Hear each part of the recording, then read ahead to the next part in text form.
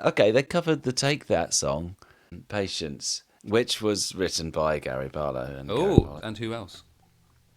I don't know. The rest of Take That? Oh, yes, because he credited all of the rest of them. Yeah. But it was written by Gary Barlow. It probably was. Probably. But Yeah. he has kind of climbed off his high horse over the intervening years after he saw his solo career plummet into insignificance. Yeah. He's got more humble, I suppose. Since 2006, he takes a quarter of the credit for everything. It's all split. He's given up total control and total credit taking. Yeah. He has been humbled. And he seems very happy with himself that he's managed to humble himself. He's just fucking happy to be back on stage and relevant again. I think so, yeah. But really, I'm pretty sure he's doing a lot of the writing. But you probably got like executive producers calling the shots, so he can probably say, everyone mucked in, and everyone had ideas, and that was great. And in the end, the producer made the decision. But obviously, like at night, once they've all gone home, Gary's talking to producer. Obviously, we're fucking not doing that fucking extra long coda that fucking Jason was talking about. And get rid of that. And Robbie's like, blah blah, saxophone solo. What do you think? No, definitely not. And and then I love those bits, guys. But the producer said no. Hey, we've got to make a hit here, guys. And it won the Record of the Year on ITV. Yeah. And the best British single in the Brits. It was a super comeback. Massive hit. Platinum seller. Huge. Which you'd imagine it would be. Take That was such a fucking cultural behemoth back in the 90s. So those fans haven't got that much older, Well, I suppose they have got a lot older. They got 10 years older at least. They were teeny boppers, and now they're probably got kids and Yeah. work full time and all this kind of stuff. So they have come a long way. I was totally shocked when this happened. I was just like, this is so weird. Why is it such a massive hit? It's just Take That. It just seemed obvious. The song seems so obvious. It's just by numbers pop hit. It makes me think of the kind of music that was probably big at the time, which would be Coldplay, maybe Keane as well. It kind of has that kind of a sentimental and soft approach. Some of the early Take That, they were going for big singles, big excitement, and this is downbeat in the excitement state. Yeah. So it's almost apologetic. It's like have a little patience. We're not really sure what we're doing, if this is going to be good or anything. It's not quite like our old stuff. It's a bit more grown up, and please forgive us for breaking up. And it's like this softly cap in hand kind of approach. God, yeah, totally. Very Coldplay. Like Coldplay's all sort of apologetic. The lyrics don't really sort of make that much sense, but they're about sort of searching for your own soul and not really kind of being sure about where your real soul is. And I do love you, but I don't really know. And I'm not sure. And just like, how sad it is that people aren't sure about things. Yeah. Ah, la la. Big sing along. I suppose in the end, it's quite canny. It's like, are we sure we can be a grown-up boy band? We're delicate. We don't want to be rejected. We're scared of rejection. Yeah, which is kind of like rich, considering the next single, like hot on the heels of this, is like gonna rule the world or something. Which they had in their back pocket. Yeah, that was off the same album, isn't it? Exactly. So it was written at the same time. At the same time, yeah. They must have had a discussion like, what do we go with? Do we go with the mealy mouth cap in hand, or do we go for the big I am? And they went for the mealy mouth, and it worked. Yeah, and it worked, and then they flopped the big one out for the second one. And everyone gobbled it up. Yep, worked a treat. Yeah.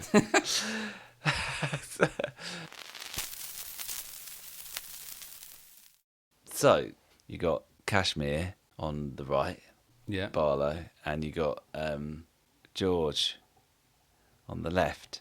He's not a chrome cowboy, but he's definitely a big hat act. He wears big hats, yeah. He ain't a hat act. I suppose he is a hat act, isn't he? But he he's must not, be a hat act. he's not like Elton really. John, would he be a hat act? Well, you can't really take away from the hat acts, because the hat acts are the Stetson. That means the Stetson. Yeah. And that means country. We've seen one of his hats previously in one of our episodes when Winona wore one of Boy George's hats with Sam Moore. Do you remember that? Yeah. That was almost like fantasy role play forest bandit hat. It's like a oversized Frank Sinatra. Is it a trilby that he wears? Trilby. Almost like a fascinator angle, high at the back, low at the front. Well, it's a bit Bowie, isn't it? It's a bit Thin White Duke, is it? Right. And then Michael Jackson did that, obviously. Yes. And he tips it from the back and makes it into this kind of prop. Yeah, Michael Jackson definitely is a nod to noir. Absolutely, yeah. And Bowie had nodded there too, but in a totally weird drug addict way. Whereas George goes for oversize, like the bigger the better. Yes. He likes a halo, doesn't he? He does. You can see the bottom of the hat, and it is like a Virgin Mary halo. Yeah, early in his career, he'd have the hat on the back of his head. Yeah. I don't know about you, but I had this kind of like Bertie Bassett feeling of early Culture Club. Who's Bertie Bassett again? The Licorice All Sorts guy. Completely. Yeah. Yeah. I thought that too. Yeah. Whereas now, this was more of a Smokey the Bear hat. Who's Smokey the Bear again? The U.S. Forestry Departments don't make, look out for, don't make it possible for fires to happen in the forest. But they say it in a more direct American sort of terminology. Don't make it possible for forest to happen in the forest. It wasn't as fudged as that. Yeah. It's more direct. It was more like fires. No. Yeah, fire. No, don't do it. Because I thought, that looks a bit like a southern policeman. You know, like we were talking about the guy in a Sluthering crocodiles. Live and let. Yeah. Yeah. It's kind of like that. Yeah. This hat is not his usual hat. It's not his usual hat at all. So it goes straight into the song. It's like, doesn't introduce it really, does it? That's the thing about these Crooner Sessions. I'm wondering if it's live. Because they don't talk to each other, a bit of an intro or anything like that. Straight into the song. When Gary starts singing, there's a little delay before you see Boy George nodding the head and a smile like he's hearing the voice and he's liking it. I wonder if Gary performs it, sends it to them, and then they use it as a template and then record their stuff over it. Interesting. There is something odd about it, but I actually thought it seemed like the other way round. Boy George seems to be just into it, into his voice and going for it. But whereas Gary's doing all this like annoying modern fingers pointing in the air, like two fingers jabbing up, like, oh yeah, oh sick man, that's fucking sick, oh yeah, like, oh, yeah, like shaking his head like as in, I can't believe you did that. I can't believe this, man, it's so fucking wicked, like some grime fucking wicked. Almost. He's doing that like he's reacting to Boy George, and Boy George is getting on with it. How could Gary just record himself first, being so into it, going, oh, yeah, oh. I mean, he could, because he's that cynical and annoying. But I feel like if it was done separately, it's the other way around. Yeah. Wow. Maybe what happens is Gary does it. Yeah. Sends it to Boy George. Boy George does it. Then Gary has both of them, and then he does it again. Yes. Possibly. Gary would have done it again just to make sure he sounds great and looks great. The way they present themselves is very different. George knows how to look good on camera. He's been practicing for years. Like he's obsessed.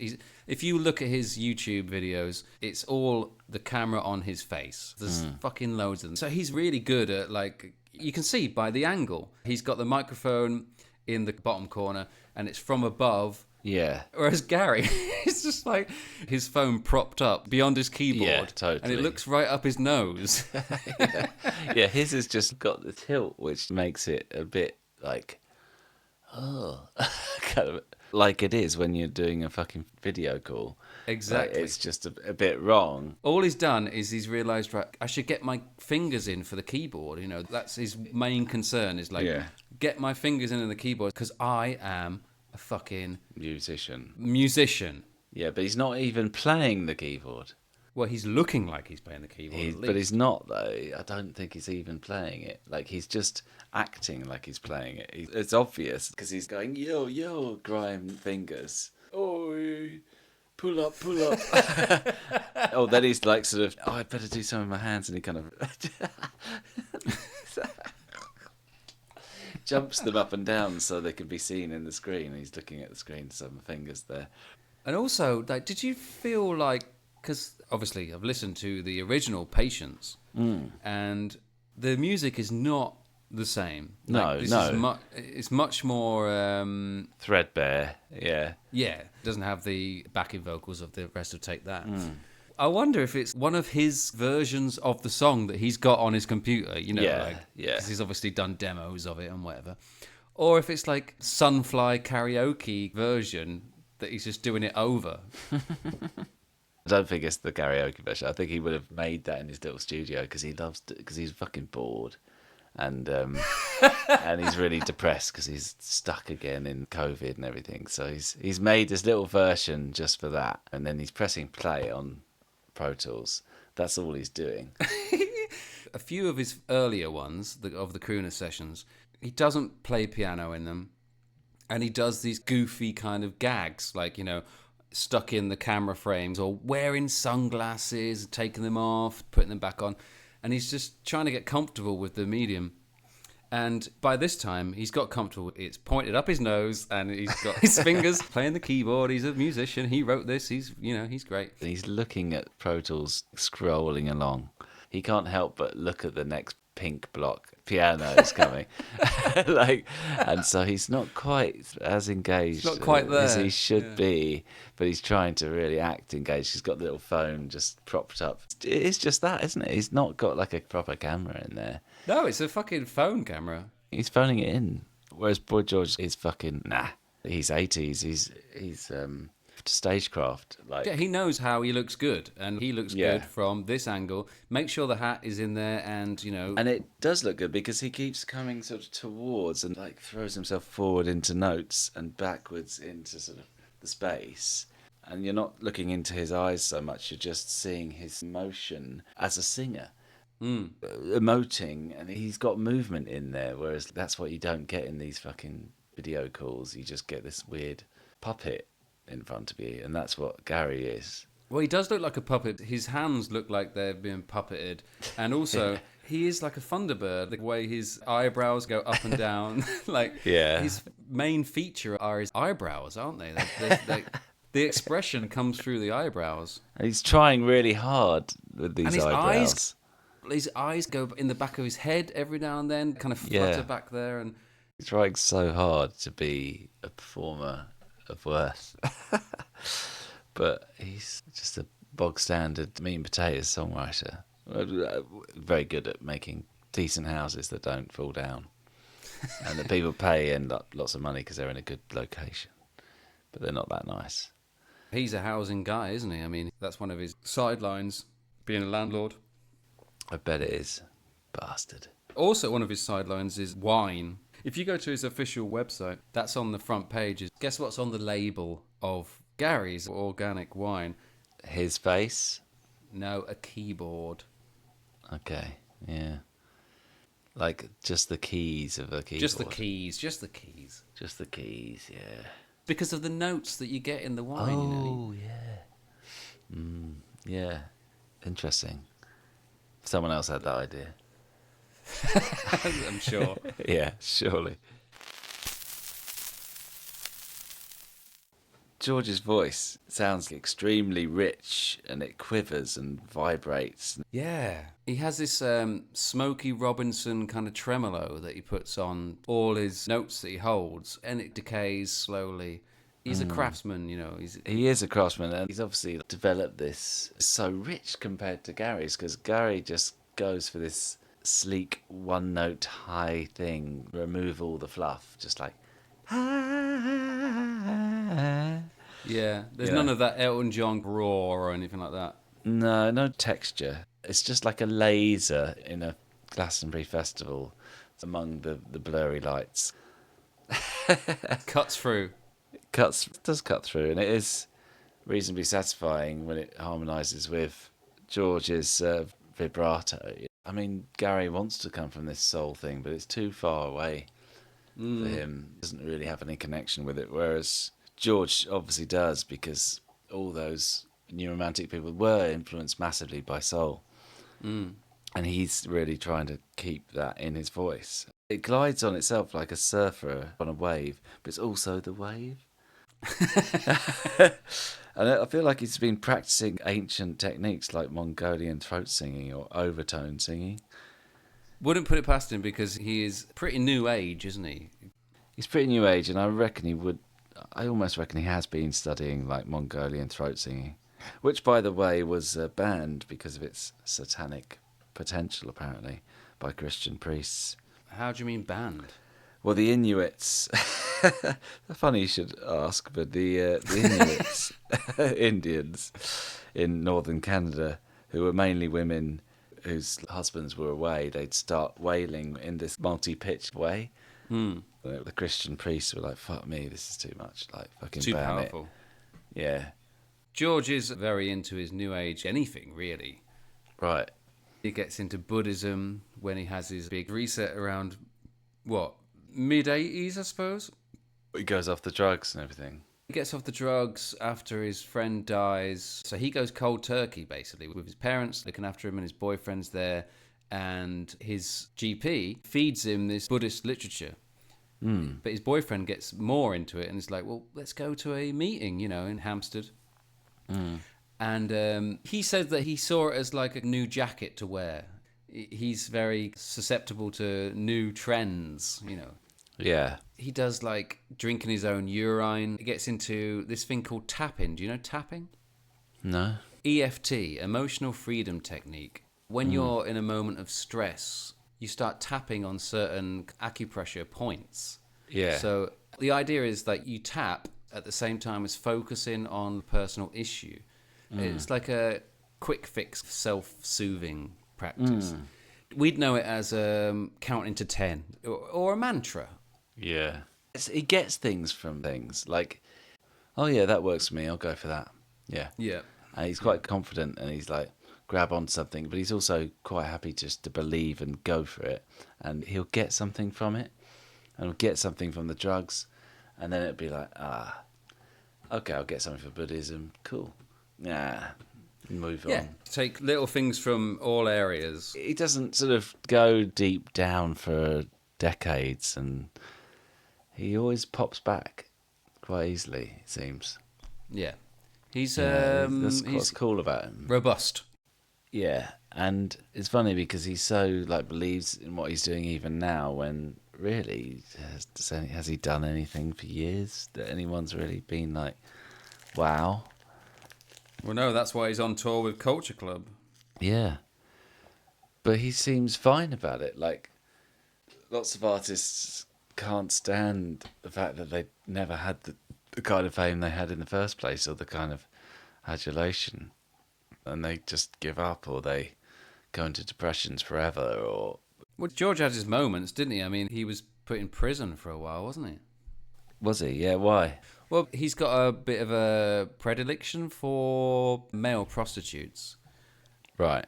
There's a documentary in 2006 where he talks quite openly about using escorts. It was around this time that he got in trouble for imprisonment. So he basically handcuffed this escort because Boy George found him on his computer, and he thought that he was downloading photos and stuff from him. Right. So he cuffed him, and he ended up going to prison for this offence.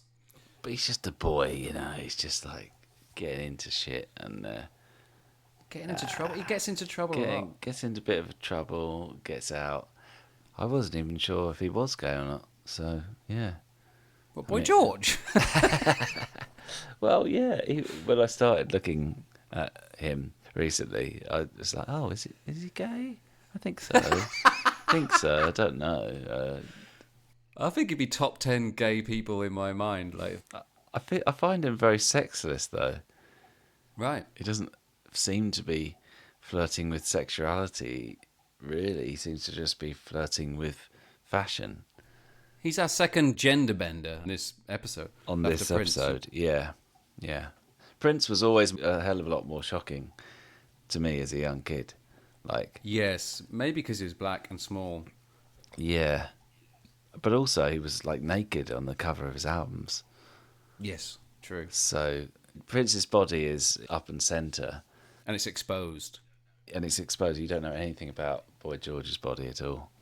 True. He wears so much baggy clothing. Yeah. He dresses like a mum at some points, you know, when you look at some of the footage back then. He looks like a mum. Yeah. Very mumsy. It's kind of like Robert Smith. He's not a deeply weird guy. He's not Bowie. He's not Prince. He's not deeply fucked up. Yeah, he's not artistically weird. He's not like He's not humanly artistically weird. He's in a way, like Barlow, he's a meat and potatoes pop guy. Like, he wants to just make pop music.